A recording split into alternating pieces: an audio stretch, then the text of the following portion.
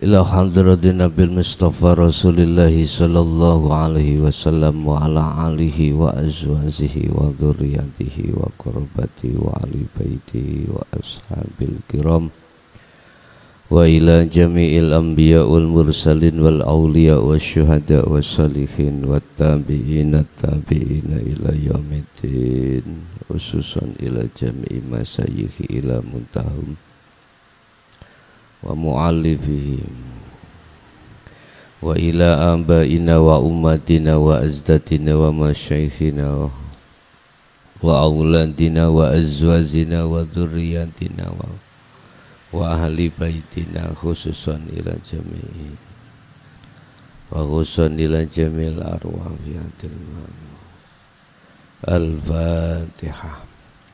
A'udzu billahi minasyaitonir rajim.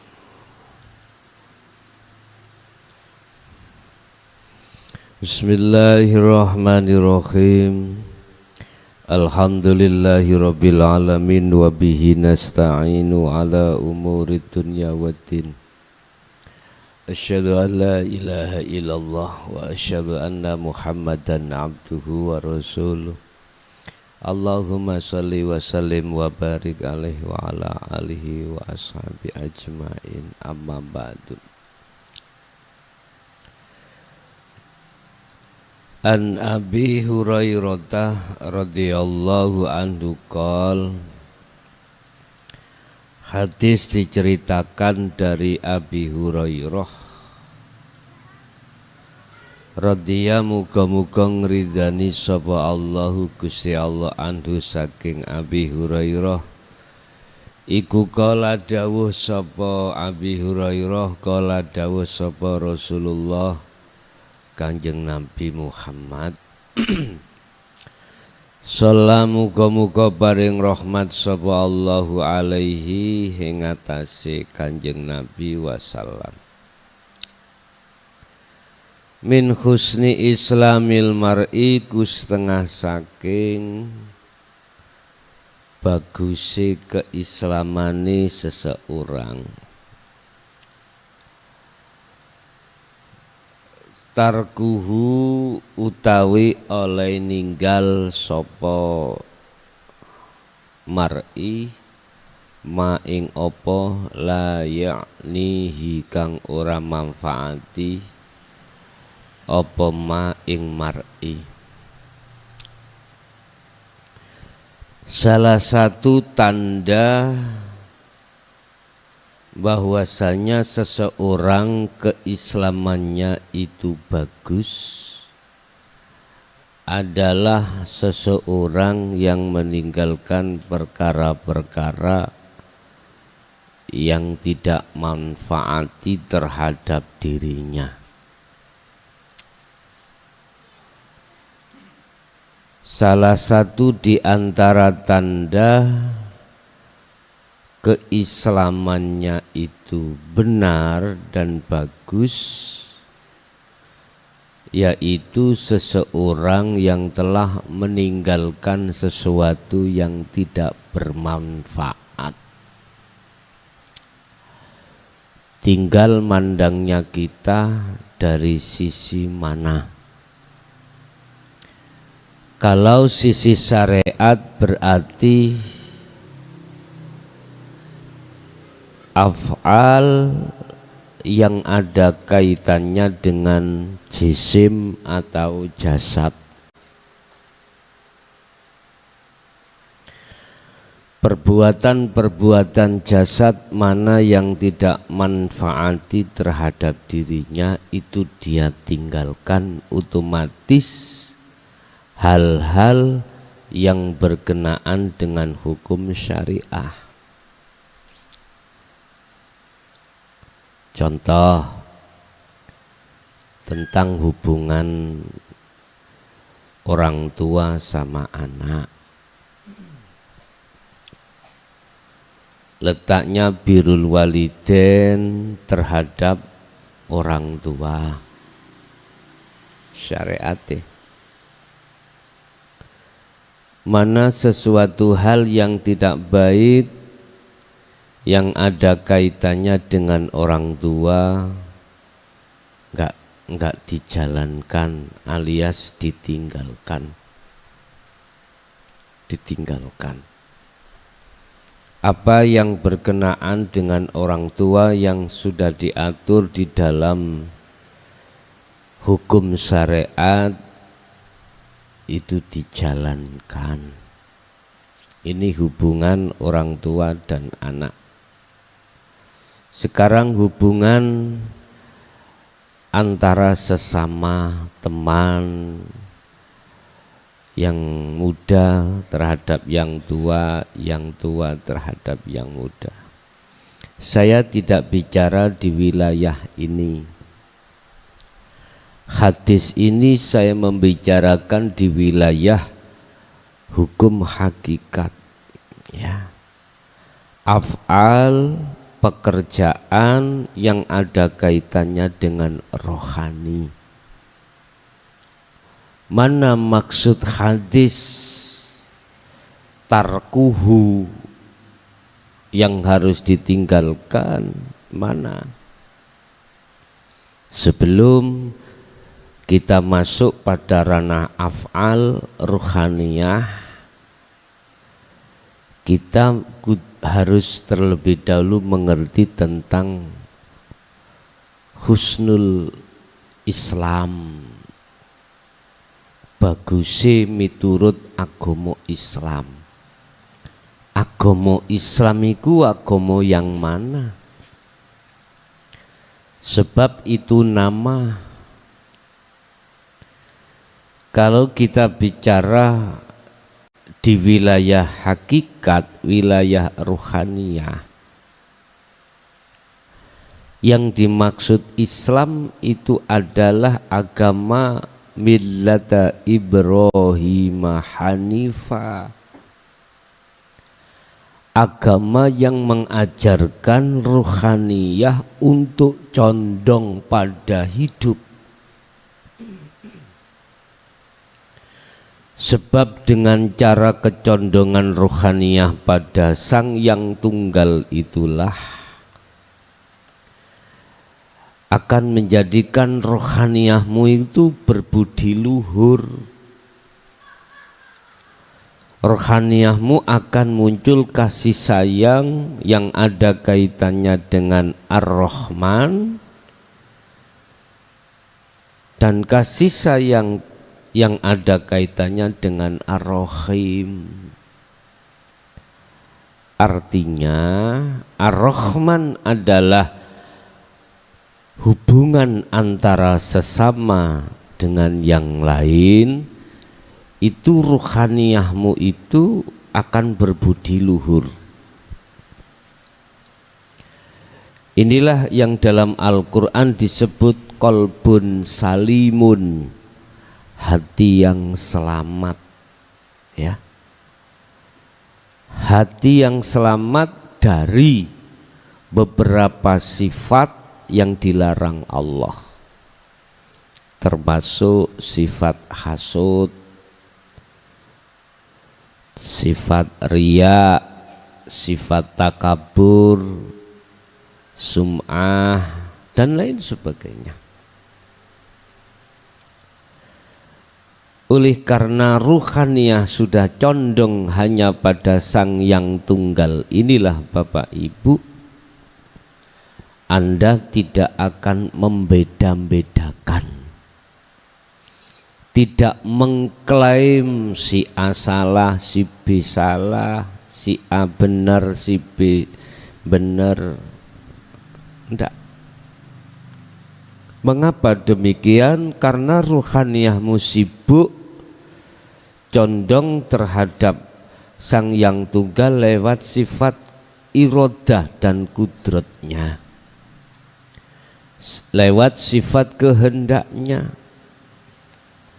sehingga Anda tidak akan pernah menyalahkan bagi mereka yang pakai tahlil dan tidak, yang pakai kunut dan tidak, nggak akan pernah. Kau nggak sibuk menyalahkan si A dan membenarkan si B, enggak. Tidak ada alasan rohaniyahmu itu menyalahkan sesuatu apapun, nggak ada, nggak akan bisa. Inilah yang dimaksud Islam millata Ibrahim Hanifa. Kalau ini sudah Anda terima pengajaran di dalam Islam yang sebenarnya, maka laku apa yang terjadi pada dirimu itu mesti ruhaniyahnya condong terhadap Sang Yang Tunggal. Bahasa Islam itulah Allah Subhanahu wa ta'ala. Kalau ruhaniyah sudah sibuk mencondongkan dirinya terhadap Sang Yang Tunggal, maka itulah mereka yang dimaksud Allah dalam satu ayat, innad dina indallahil Islam. Sesungguhnya agama yang diridhoi di sisi Allah adalah agama Islam. Bukan Islam KTP, Pak. Bukan Islam keturunan Bapak. Enggak. Bukan Islam warisan, enggak. Islam yang millata Ibrahim Hanifa. Islam yang ruhaniyahmu hanya condong pada Sang Yang Tunggal. Bapak Ibu, setelah itu mana yang dimaksud tarkuhu, meninggalkan sesuatu yang tidak bermanfaat? Itu tadi, Pak, berdebat si A dengan si B, ya, membenarkan dan menyalahkan, enggak sibuk, enggak masuk di dalam arena di situ, enggak mau. Makanya kemarin dulu saya ditanya tentang masalah mana yang benar ketika saat Kanjeng Nabi Isra dan Mi'raj, khususnya Mi'raj, antara ma'a jasadihi au biruhin faqat. Mana yang benar? Dua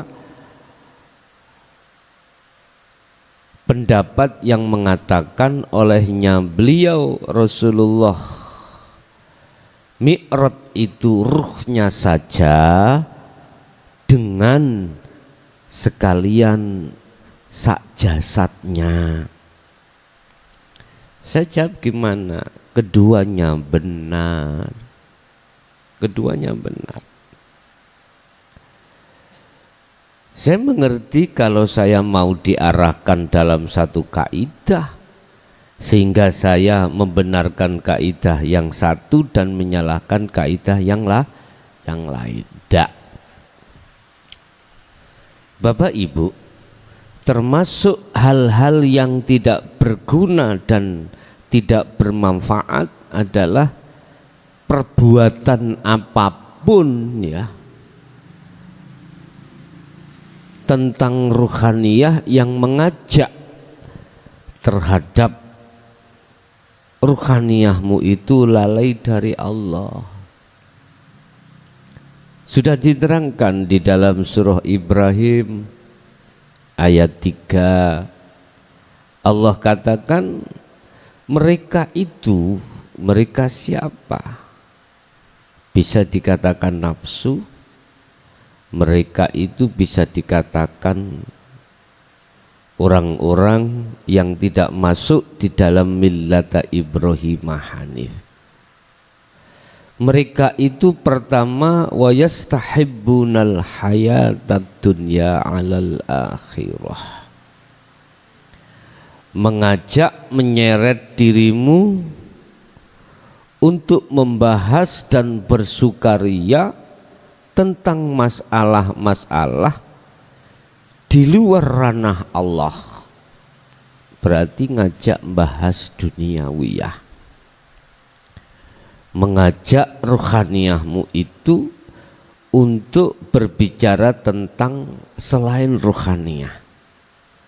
Sebab kalau sudah masuk di dalam pembahasan itu, mau tidak mau kau akan terseret.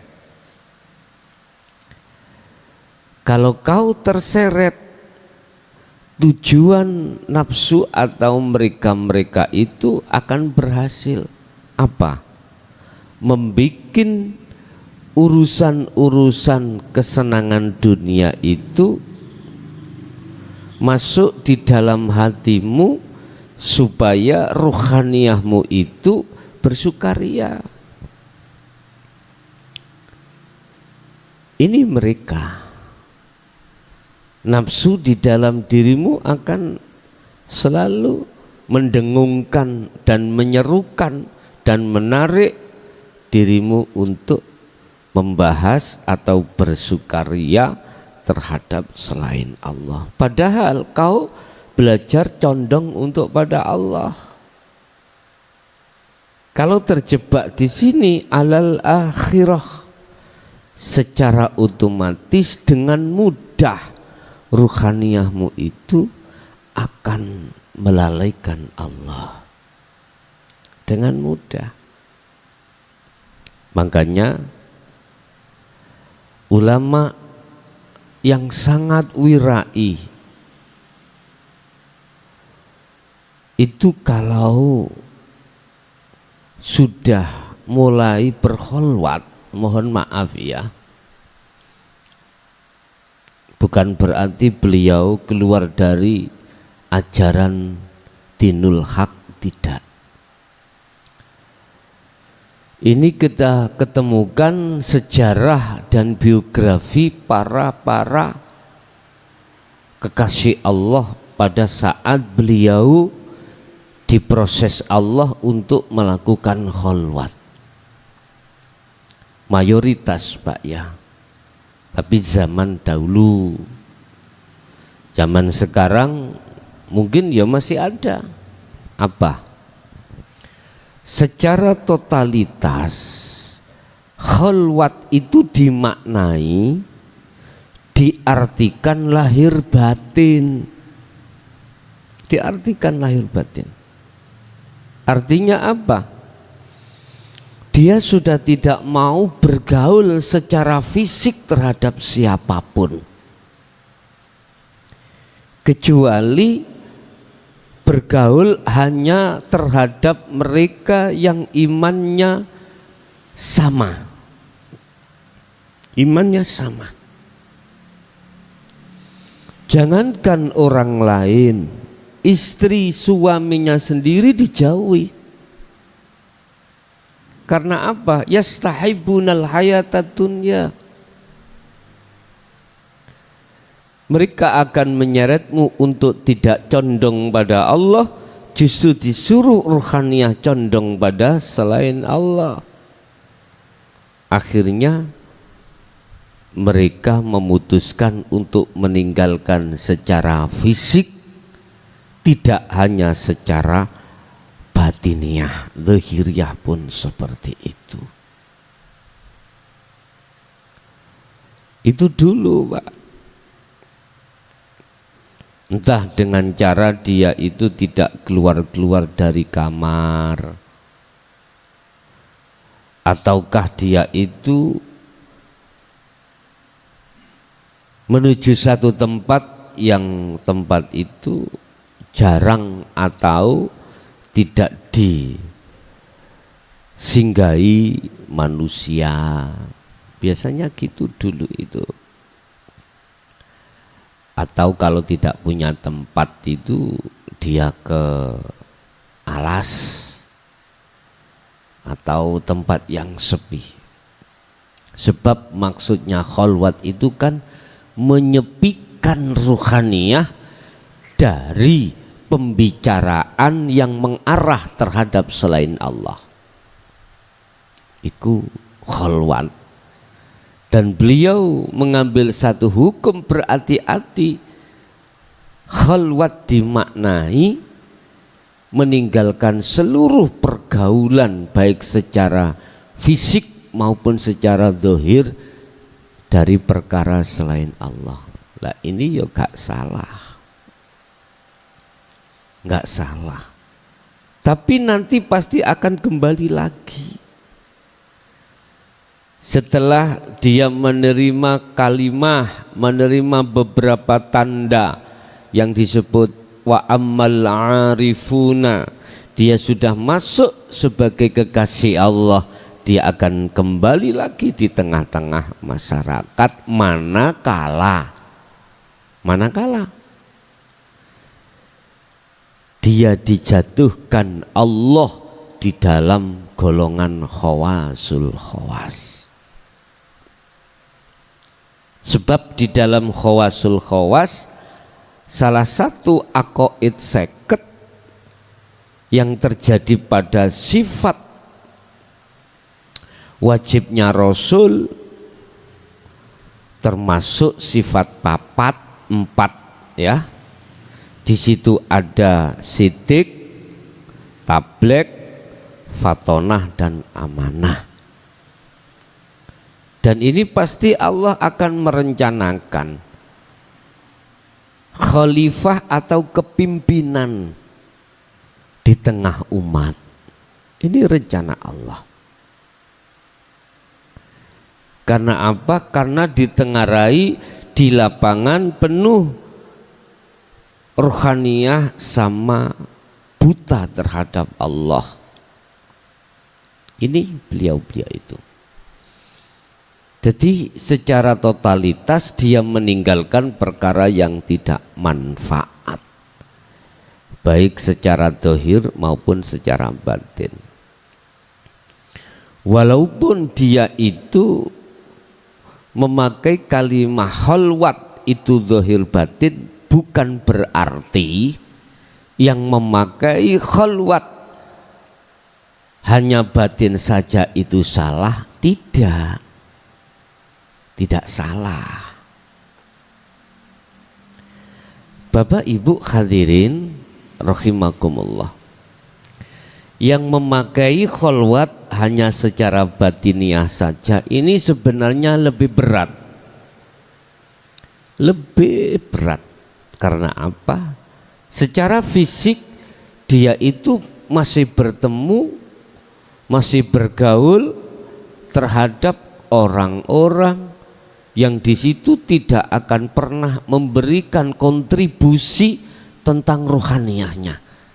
Bahkan mereka itu justru menyeret terhadap rohaniyahmu untuk lari terhadap selain Allah. Jelas itu, Pak.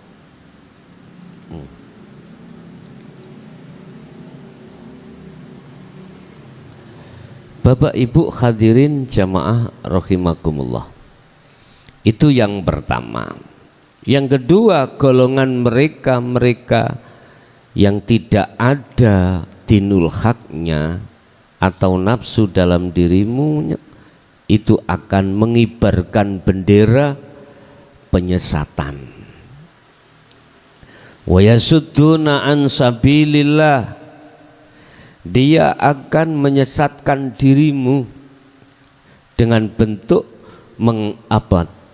mengatakan bahwasanya apa yang kau lakukan di dalam khalwat ajaran itu tidak benar. Pasti seperti itu Bapak Ibu. Tidak cukup dari situ, dia pun akan membencimu dan mengajak orang-orang untuk membencimu. Itu pasti. Wa yasudduna an sabilillah.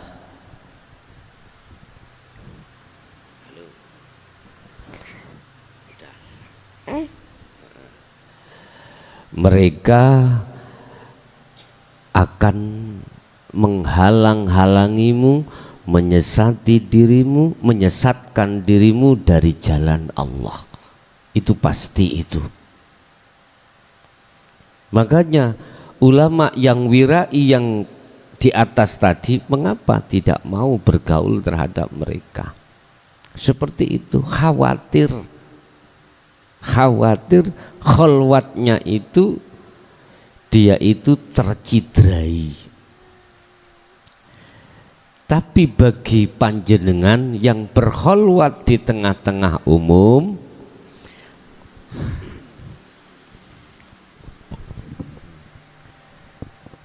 yang berkholwat tidak hanya secara ruhani ataupun secara jasmani saja, bukan berarti batalnya kholwatmu terhadap Allah bila mana suatu saat memang terjadi Anda itu keseret. Bukan berarti batal, tidak.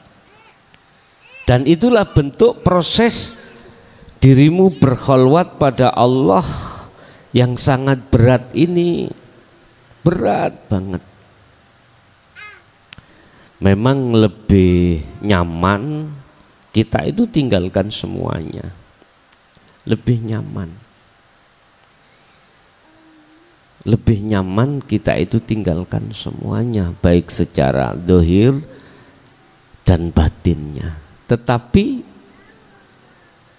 bagaimana wong Allah juga memberikan satu solusi terhadap kita yang berkholwat, tidak hanya secara dohir bahkan batin, tetap di situ disuruh untuk hanya melihat terhadap Allahnya. Bapak Ibu hadirin jamaah rahimakumullah. Untuk yang ketiga, wa yabghunaha iwaja. Mereka atau nafsu itu menghalang-halangi dirimu atau menginginkan dirimu berjalan jalan yang bengkok. Artinya apa? Orang yang sudah mengenal kholwat dan melakukan kholwat alias suluk, iku maksud dan tujuannya itu hanya pada Allah kewusulan. Dibengkokkanlah dengan cara, mohon maaf ya, saya kritik ini, robitohnya terhadap makhluk ini yang katanya dengan alasan kau bisa sampai pada Allah lewat saya, kata gurunya seperti itu. Saya katakan makolahmu itu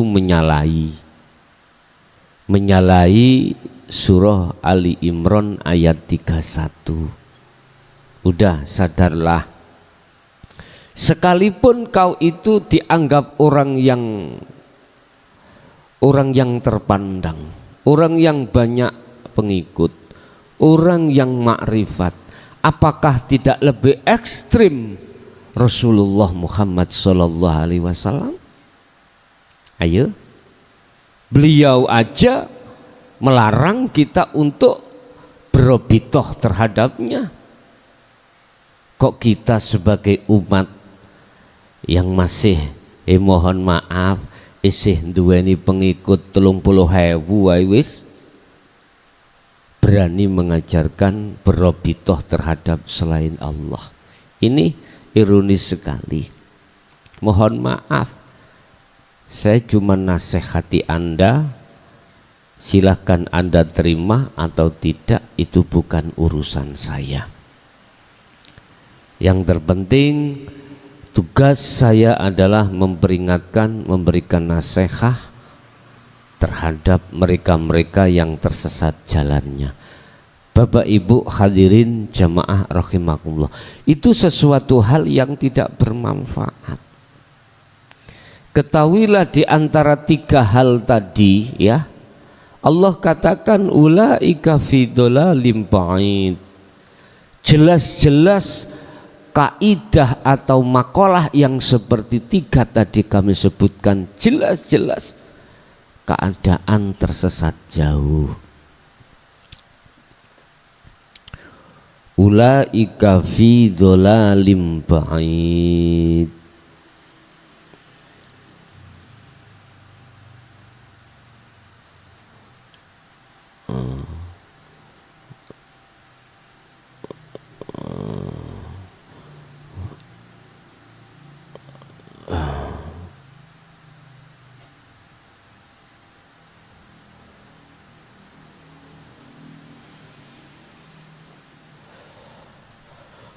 Ulaika utahi mengkono-mengkono mereka tadi yang mengelurkan tiga hal iku fi dolalin jelas di dalam kesesatan ba'idin kang jauh.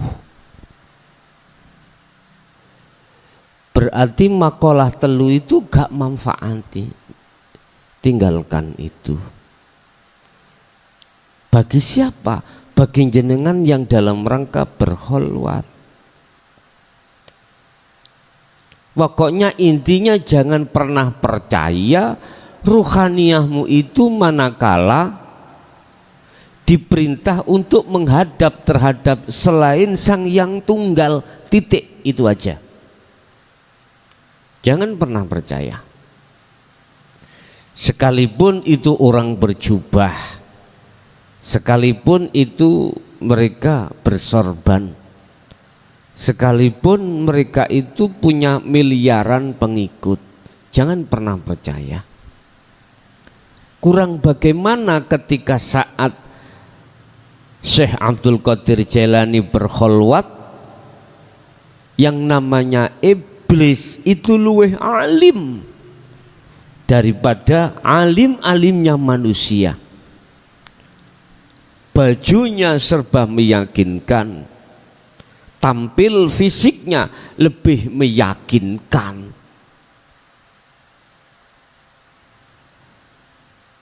Apakah tidak lebih ekstrim hal seperti itu?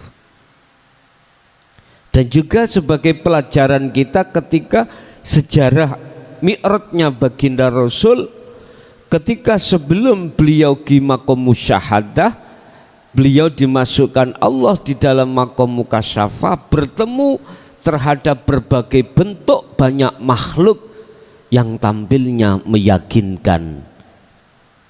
Bagaimana si Jibril, Muhammad, tak ingatkan kau, udah jangan terlalu lama dengan mereka-mereka. Udah, perjalanan kita belum selesai. Tujuan pokok kita berkholwat adalah mendatangi terhadap Sang Yang Tunggal, titik, sudah itu. Memang Bapak Ibu tidak semudah kita membalikkan telapak tangan. Di situ banyak godaan-godaan. Yang jelas lewat hadis ini Allah katakan, Rasulullah bersabda di sini, tinggalkan sesuatu yang tidak bermanfaat bagi ruhaniyahmu. Apa? Apapun bentuknya yang menyeret dirimu di dalam, di luar maksud saya, ranah ke Sang Yang Tunggal, tinggalkan. Ruhaniyah yang dimaksud tinggalkan. Ruhaniyah. Lebih berat kita sebetulnya itu berkholwat zaman sekarang daripada zaman dulu. Kalau zaman dulu lahir sak batine ditinggalkan, otomatis mudah mensikapi untuk langsung bisa pada Allah, mudah sekali. Kita itu hanya beberapa waktu saja. Wa minal laili fasjud lahu fasabbihu lailan tawilan. Sepertiga malam. Sepertiga malam itu berarti berapa? Oke, kita hitung. Maghrib masuk jam berapa? Jam 6 ya. Oke, 6. Subuh jam 4. Kita hitung mudah aja. 6, 7, 8, 9, 10, 11. 12, 1, 2, 3, 4. Berarti bertemu 10. 10 jam. 10 jam itu dibagi 3, ketemu berapa? 3,5. Betul lah. 6, 7, 8, 9, 10, 11, 12, 1, 2, 3, 4. Berarti 10 jam. 10 jam dibagi 3. Berarti 3 koma gitu aja ya. Berarti 6, 7, 8, 9. 3 jam. 3 jam muncul. 3 koma. Kita berkholwat secara khusus di situ. Kalau miturut surat Al-Insan ayat 25. 26. Lah, yang 25 kita itu campur dengan urusan-urusan dunia yang menyeret ruhaniyah kita terhadap selain Allah. Berat kita daripada ulama-ulama dulu. Ulama dulu memang nggak ada yang dimakan, Pak. Susah cari makan dan lain sebagainya. Makanya dalam pewayangan dulu itu wayah antara yono, sekarang antara bugo. Antara wayah nyono iku ngilmu, antara wayah bugo itu badokan atau makanan. Makanya sekarang zamannya zaman badokan. Lah iya, iku wayang lo yang ngomong ya. Ibu-ibu bapak yang mungkin kelahiran antara tahun 70 itu masih menangi larang sandang, larang pangan. Antara yono, apalagi di bawahnya itu. Subhanallah. Kalau sekarang udah, Pak. Makanya dulu itu anak kecil itu nggak usah disuruh makan, kalau sudah mateng udah berangkat sendiri. Kalau sekarang bagaimana? Susah kita itu mencari anak, nggak usah disuruh makan, selalu kita panggil makan. Itu, Pak. Bapak Ibu hadirin, inilah memang perbedaan zaman dulu dengan zaman sekarang. Artinya lebih berat kita berkholwat pada zaman sekarang daripada zaman dulu. Karena zaman sekarang kita dituntut untuk berkholwat di tengah-tengah gon rame, tempat keramaian. Kalau dulu hanya tempat sepi 24 jam. Kita hanya disisakan hanya 24 jam, diambil 3 jam koma. Lah, tapi bukan berarti zaman sekarang menjadikan 24 jam kholwat penuh itu salah, enggak.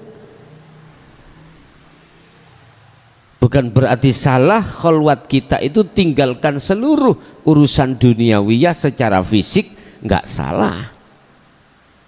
Itu tergantung mawon, tergantung Anda sendiri. Paling tidak kita itu menyisakan waktu sepi itu. Terhitung miturut surat Al-Insan 26 itu berarti 3 jam koma gitu nggih. 3 jam koma, gak sampai 3 jam setengah. Bapak Ibu hadirin jamaah rahimakumullah, kesimpulannya dalam rangka kau kholwat dan menyempurnakan keislamamu adalah lakukanlah perbuatan-perbuatan yang menjurus terhadap condongnya hati hanya pada Sang Yang Tunggal. Itulah alladzi, itulah hidup yang tidak jauh dari diri Anda. Urusan-urusan perkara yang menyeret, yang tidak manfaat bagi ruhaniyahmu itu udah tinggalkan. Apakah sekalian sak jasati iku urusanmu. Cuman saya menjelaskan secara ruhaniyah saja. Sebab di tengah rame juga ada Allah, dan kau bisa condong di tempat keramaian itu pada Allah. Sampai Allah katakan dalam surah Al-Baqarah 115, fa'ainama tuwallu fathamma wajhullah, dimanapun kau menghadap. Berarti bahasa menghadap itu tempat, keadaan. Apakah keadaan sepi, apakah keadaan ramai, tuwallu fathamma wajhullah, arahkan wajahmu terhadap wajah Allah. Di situ sebab ada wajah Allah. Bapak Ibu hadirin, berarti yang dimaksud wajah di sini adalah akunya Allah yang berperan semuanya itu.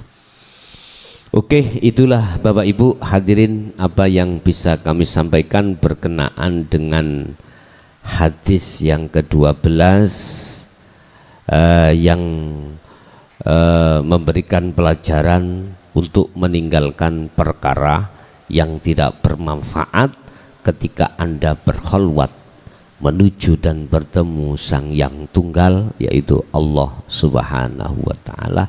Yang bisa kami sampaikan, kita masuk pada sesi tanya jawab dan dialog, baik yang ada di majelis maupun di jalur telepon, kami persilahkan. Monggo.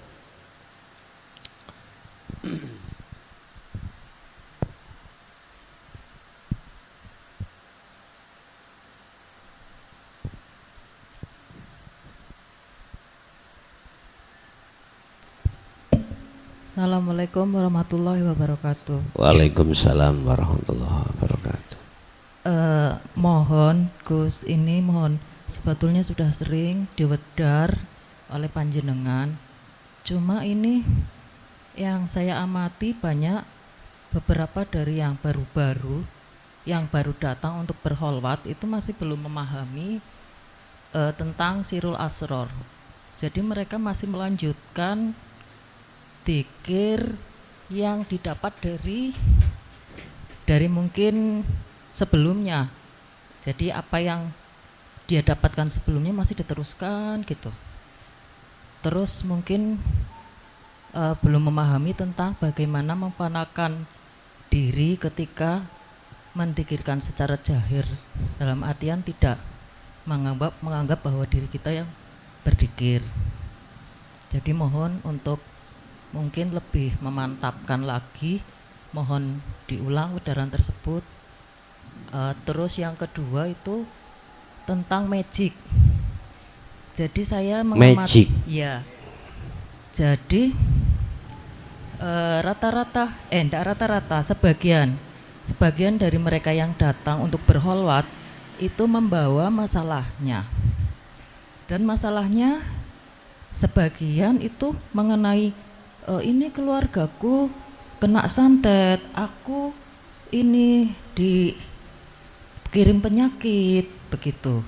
Jadi masih ada sesuatu yang berbau mistis yang sangat diimani.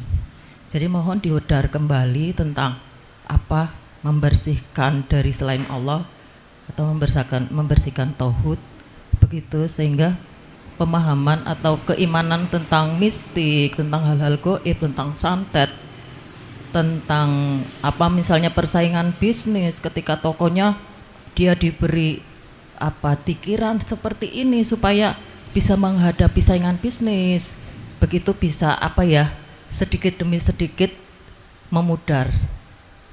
Demikian Gus, mohon udaranya. Matur nuwun. Assalamualaikum warahmatullahi wabarakatuh. Waalaikumsalam warahmatullahi wabarakatuh. Mengenai dzikir Sirul Asrar, dzikir yang sudah tidak menyebut nama atau mengeluarkan suara, bila suarin wa kalamin wa lafdin wa ismin, tidak, artinya harus diam. Diamnya itu ruhaniyah harus betul-betul meyakini atau merasakan bahwasanya semua apa baik yang ada di dalam dirinya maupun di luar dirinya, ini pertama, proses pertama dzikir Sirul Asrar yang harus dikumandangkan. Harus meyakini dan merasakan bahwasanya semua apa yang terjadi baik pada dirinya maupun di luar dirinya semata-mata hanya karena Allah.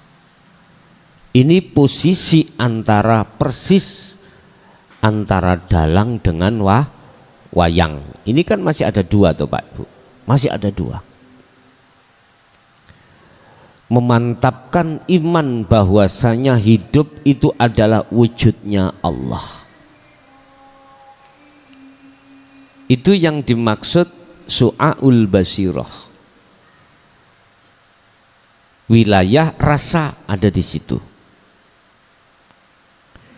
Lambat laun kalau ini terus terjadi maka masuk pada pos atau wilayah yang kedua yang disebut sebagai pertemuan antara ruh dengan Allah, atau dalam bahasa Jawa manunggaling kawula kelawan Gusti.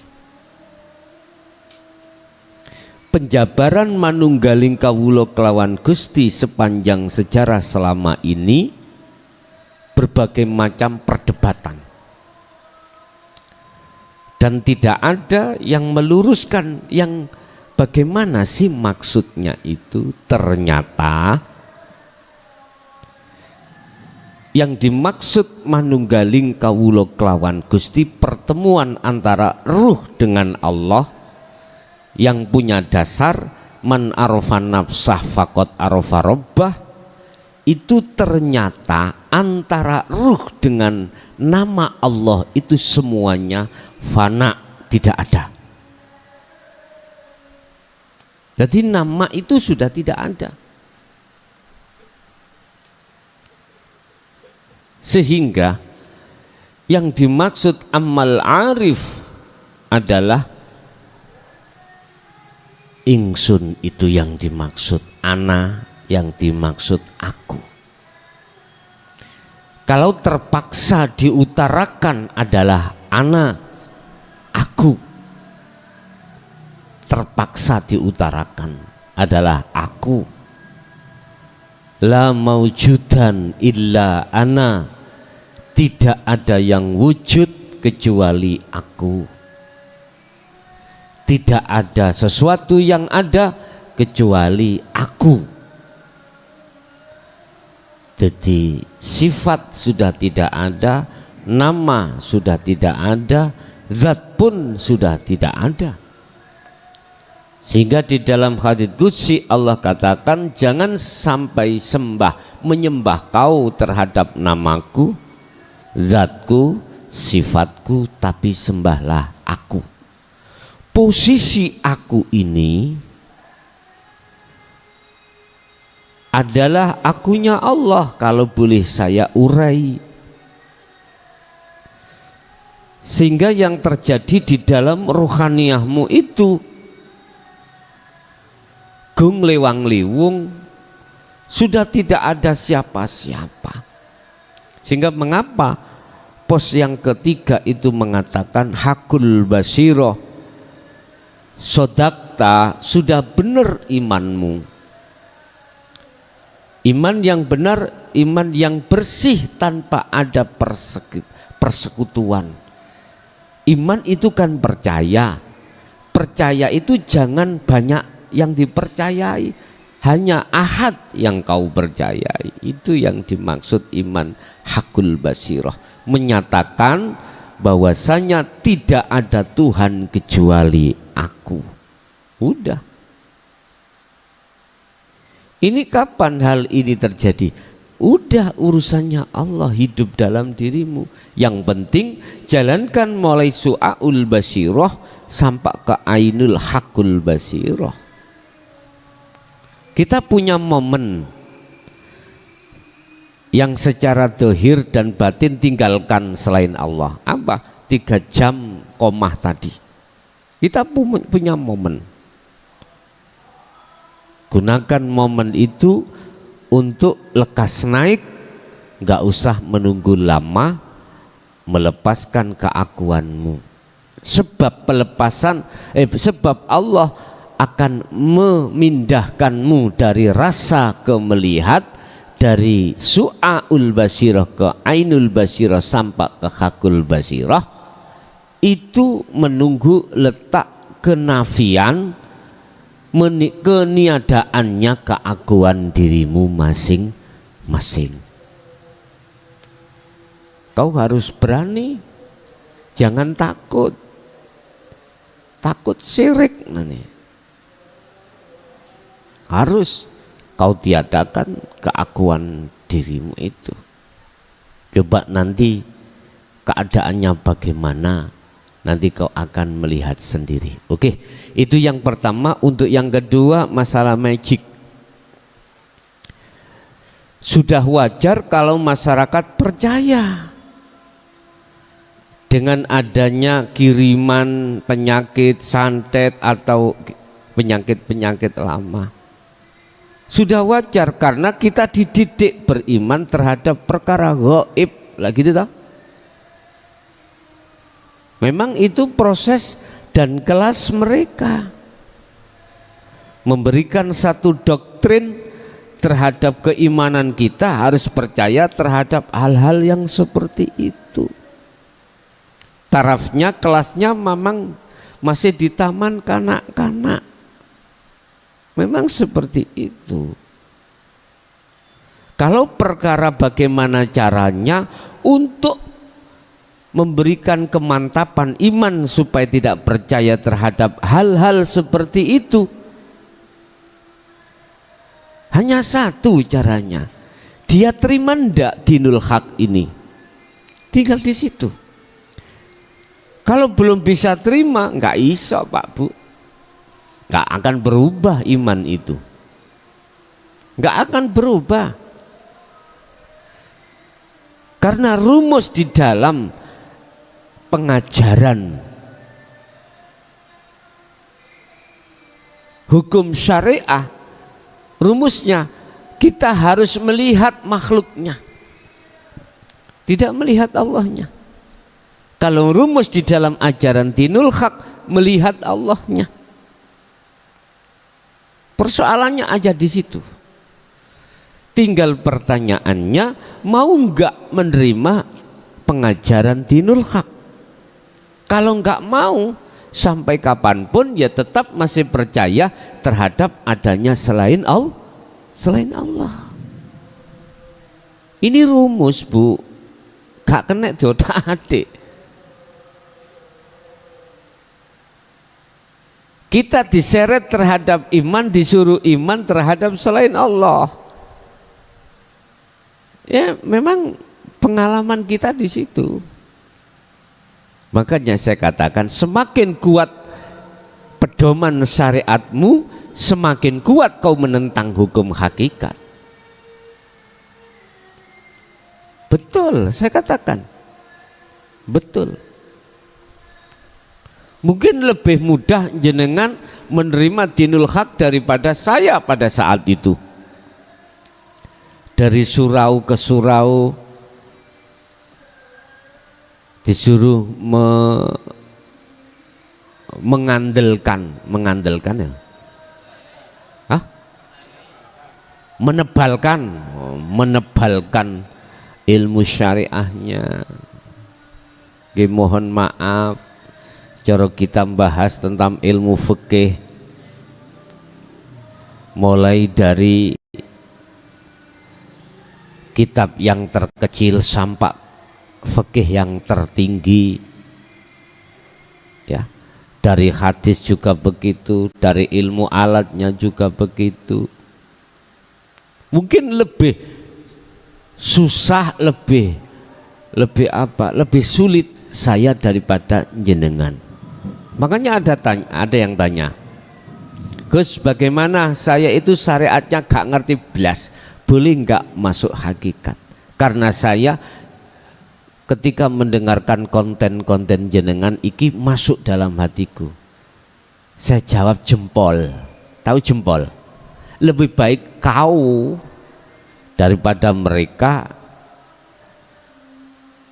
yang tinggi ilmu syariati, tapi justru dialah yang akan menolak ilmu hakikat. Itu biasanya begitu Pak. Bapak Ibu, apakah berarti kita didoktrin tentang iman selain Allah itu salah? Miturut kelas di situ nggak salah, nggak salah. Dan itulah proses kita di dunia memang seperti itu. Proses di dunia kita memang seperti itu. Mengapa ada wa inna ilaihi roji'un disuruh kembali? Karena kita habis minggat. Mengapa kita disuruh kembali? Karena kita habis minggat. Kok umpama gak habis minggat gak disuruh wa inna ilaihi roji'un. Lho nggih to, Pak? Le mulya le. Lah, iku sebabe dhek blakrak. Gak mungkin ana omah mulya, ya enggak. Paham nggih maksudnya?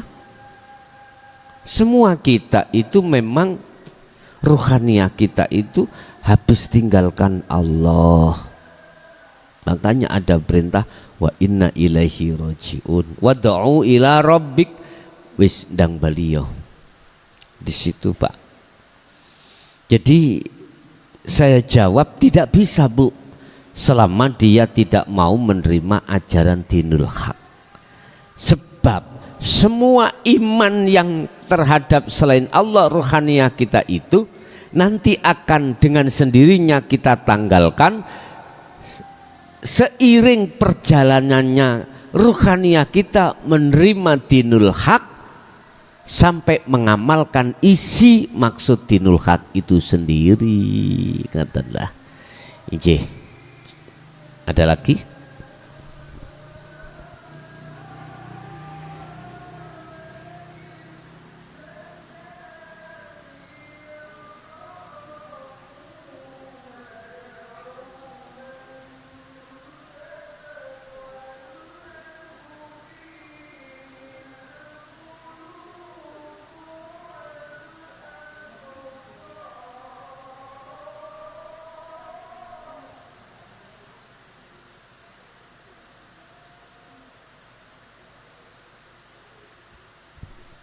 Mungkin yang di jalur telepon sepi jalur telepon ya. Podo kerja kabeh mungkin ya. Berjalan. Iya. Ada saran, Pak, memang disuruh kembali waktu habis tarawih dari jamaah. Disuruh kembali ke yes. Nggih kula tanggapi mawon nggih. Matur suwun atas sarane. Terus ini ngaji mantun habis tarawih iku sik seger-segeri, weteng gak nglentuk jare.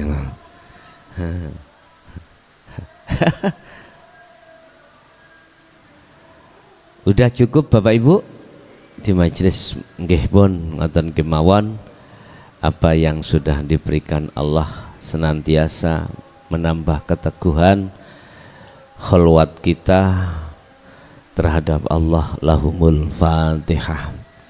Bismillahirrahmanirrahim.